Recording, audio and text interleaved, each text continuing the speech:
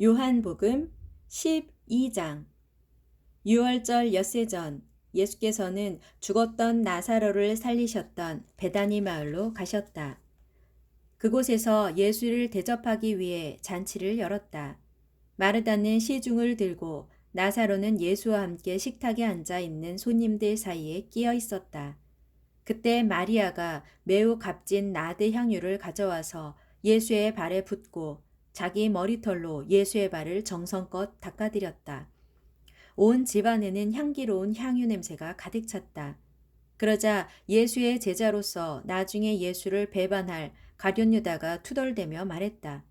이 비싼 향유를 300데나리온에 팔아서 가난한 사람들에게 나누어 주면 좋을 텐데 왜 이렇게 쓸데없이 낭비하고 있는가? 가룟 유다가 이렇게 말한 것은 정말로 가난한 사람들을 생각해서가 아니었다. 그는 도둑이어서 제자들 가운데 돈을 맡아 관리하는 사람이었는데도 곧잘 돈을 빼돌리곤 했다.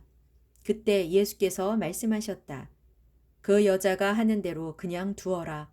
지금 그 여자는 나의 장례를 미리 준비하는 것이다. 보아라, 너희가 마음만 먹으면 가난한 사람들을 언제라도 도울 수 있다. 그러나 나는 언제까지나 너희들 곁에 있는 것이 아니다. 예루살렘 사람들은 예수께서 베다니 마을에 오셨다는 말을 듣고는 예수를 뵙고자 또 죽었다가 다시 살아나게 된 나사로도 볼 겸해서 떼를 지어 몰려왔다. 그러자 대제사장들은 나사로까지 죽이기로 계획을 세웠다. 나사로가 죽었다가 다시 살아남으로써 많은 유대인들이 예수에게로 몰려가서 그를 따르게 되었기 때문이다. 다음 날 예수께서 예루살렘으로 들어오신다는 소식이 온 성 안에 전해졌다.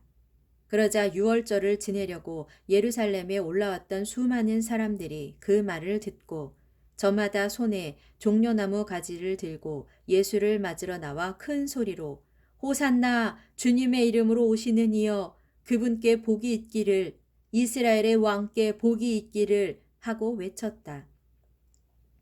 예수께서는 어린 나귀를 타고 입성하셨는데 이것은 성경에 기록된 말씀과 같았다.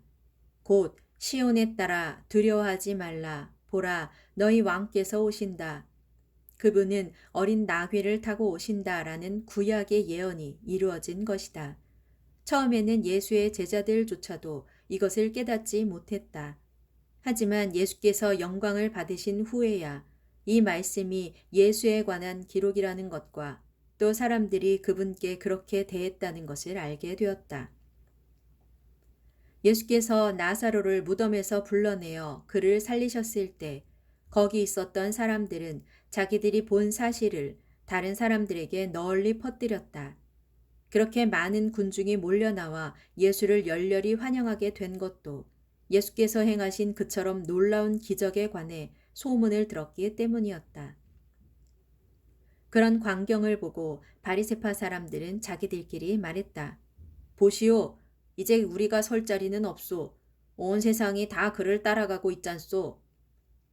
유월절에 예배드리러 예루살렘에 올라온 사람들 가운데 헬라 사람들도 몇 명 있었다.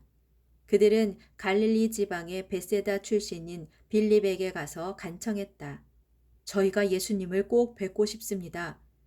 빌립은 안드레에게로 가서 이 일을 상의한 뒤 둘이 함께 예수께 가서 말씀드렸다. 예수께서 대답하셨다. 인자가 영광을 받을 때가 왔다.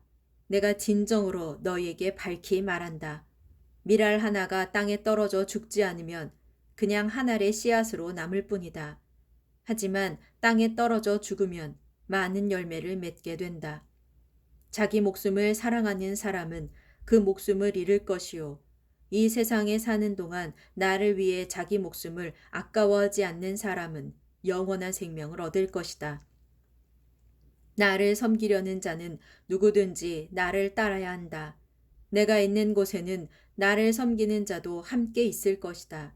누구든지 나를 섬기면 내 아버지께서 그를 귀하게 여겨 높여주실 것이다. 지금 내 마음은 깊은 번민에 쌓여 있다. 내가 무엇이라고 기도해야 할까? 아버지, 이 고난의 시간에서 저를 건져 주소서라고 기도해야 할까?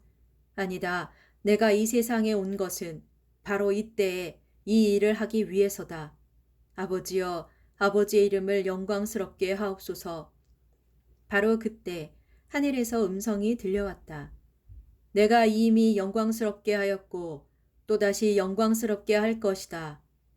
그 자리에서 그 소리를 들은 사람들 가운데 덜어는 천둥이 울렸다고 하기도 하고 덜어는 천사가 예수께 말을 했다고도 하였다. 예수께서 말씀하셨다. 그 소리는 나를 위해서가 아니라 당신들을 위해서 들려왔소. 이제 세상이 심판받을 때가 되었으니 이 세상의 통치자가 쫓겨나게 될 것이오.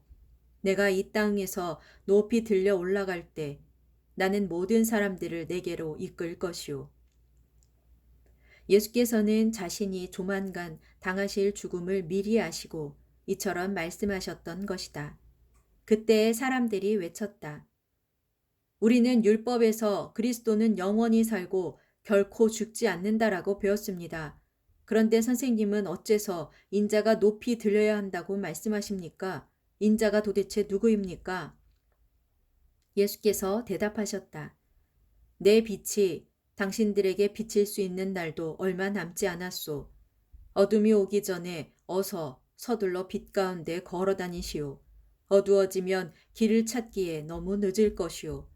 빛이 있는 동안에 그 빛을 믿으시오. 그러면 당신들은 빛의 자녀가 될 것이오. 이 말씀을 마치시고 예수께서는 사람들의 눈을 피하여 몸을 숨기셨다.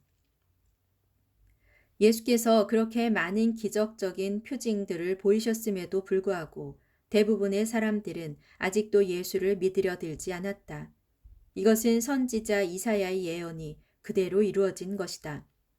주님, 우리가 전하는 것을 누가 믿었으며 주님의 능력의 팔이 누구에게 나타났습니까?